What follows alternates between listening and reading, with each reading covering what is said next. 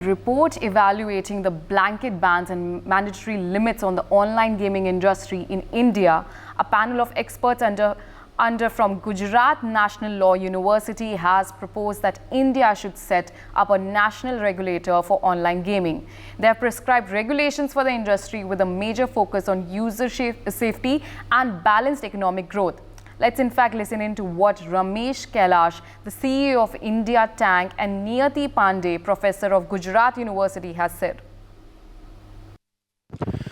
This report is a fabulous report and a first of its kind report that deals on important matters which the government itself has been looking at as far as the online gaming industry is concerned. The more important parts of this report are the fact that it brings to the fore what international practices have been, whether they have been successful or not, what are takeaways that India can look at, what are the online gaming platforms in India currently undertaking to address this issue of things like age gating, of things like limits that can be prescribed to ensure that it doesn't lead to any form of addiction or anything negative as far as the emerging online gaming startup ecosystem is concerned. And more importantly, there are a lot of takeaways in this report that can help in framing future recommendations for the government to come with soft touch regulations that can be enabling in nature for the industry to take this forward and impose a form of self-regulation in this regard. मेरा नाम doctor नियति पांडे है। मैं Gujarat national law university Gandhinagar में assistant professor की तरह नियुक्त हूँ, काम करती हूँ। And meanwhile also head the centre research centre for sports and entertainment law. जी, सो एक्चुअली ये रिपोर्ट है evaluating blanket bans on mandatory time and money limit, जिसमें हमने ऑनलाइन गेमिंग जो इंडिया में एक बहुत बड़ा मार्केट है और इंडिया बहुत ही इमर्जिंग मार्केट है इस एरिया में, तो इसके रेगुलेशन से रिलेटेड जो ग्रे एरिया हैं, जो लैक ऑफ रेगुलेशन है, लैक ऑफ रेगुलेटर है और कई तरह के इश्यूज जो सामने आ रहे हैं प्राइमरीली कंज्यूमर को फोकस करते हुए, उस पर हमने एक रिपोर्ट बनाई है जिसमें हमने ग्लोबल अप्रोचेस फॉरेन कंट्रीज़ में इसको लेके क्या पॉलिसीज़, क्या रेगुलेशंस हैं, उससे इंडिया के लिए लेसन्स ड्रॉ करने की कोशिश की है। मैम, जो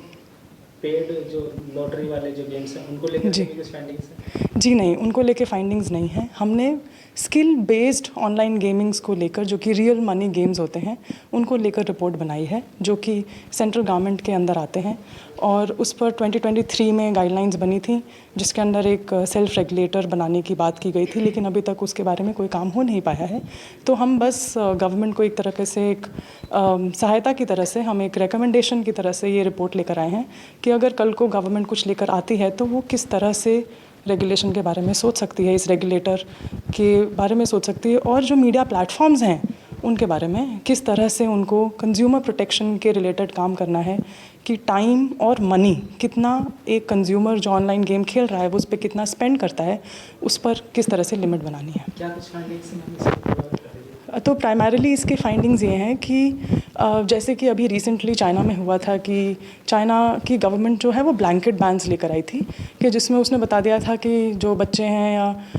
जो ऑनलाइन गेमर्स हैं उनको कितने घंटे खेलना है, उनको कितना मनी स्पेंड करना है। वैसे ही साउथ कोरिया में भी ऐसा हुआ था, देखा गया था, जिसको सिंड्रेला लॉ भी कहा जाता है, जिसमें बच्चों पे बहुत स्ट्रिक्ट रेगुलेशंस बनाए गए थे। तो प्राइमरीली वल्नरेबल ग्रुप्स को देखते हुए, जो कि माइनर्स होते हैं, गवर्नमेंट ने काफ़ी स्ट्रिक्ट रेगुलेशंस बनाए थे, जिस वजह से चाइना के मार्केट से ऑनलाइन गेमिंग प्लेटफॉर्म्स का बहुत सारा रेवेन्यू इवेजन देखने को मिला प्राइमरीली। दूसरा जो उसमें देखा गया कि आप जितने स्ट्रिक्ट मेजर्स या ब्लैंकेट बैन्स लेकर आते हैं उतना ही ज़्यादा हमको लॉ इवेजन दिखता है, जिसमें माइनर्स फेक आइडेंटिटी से करते हैं या इलीगल प्लेटफॉर्म्स सामने आ जाते हैं और जितना आप बचाने की कोशिश करते हैं उतना ज़्यादा हमको और गेमिंग प्लेटफॉर्म्स पे इंटरेक्शन दिखने को मिलता है।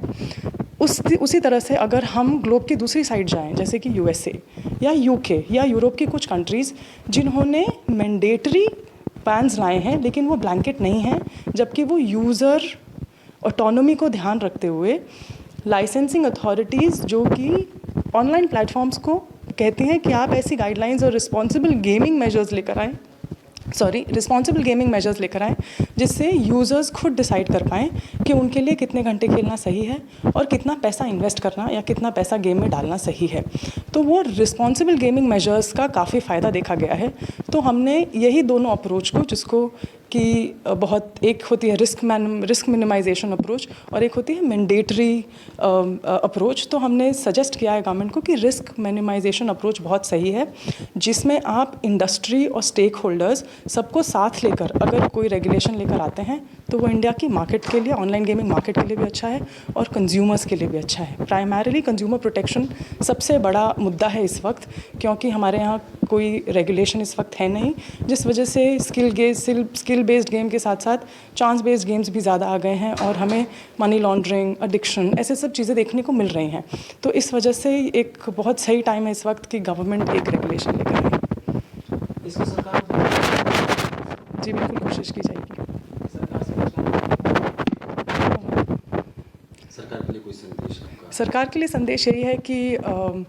सरकार ने जो 2023 में जो रेगुलेशंस लाई थी उसमें सरकार ने कहा था कि वो एक सेल्फ रेगुलेटरी बॉडी को नोटिफाई करेंगे, जो कि बहुत अच्छा कदम था। और हम सरकार से यही रिक्वेस्ट करेंगे और हमारे रिकमेंडेशन में भी ये है कि उस सेल्फ रेगुलेटरी बॉडी को नोटिफाई किया जाए, ताकि हमारा जो ऑनलाइन गेमिंग का मार्केट है वो थोड़ा सा नियमित तरीके से, रेगुलेटरी तरीके से चल पाए।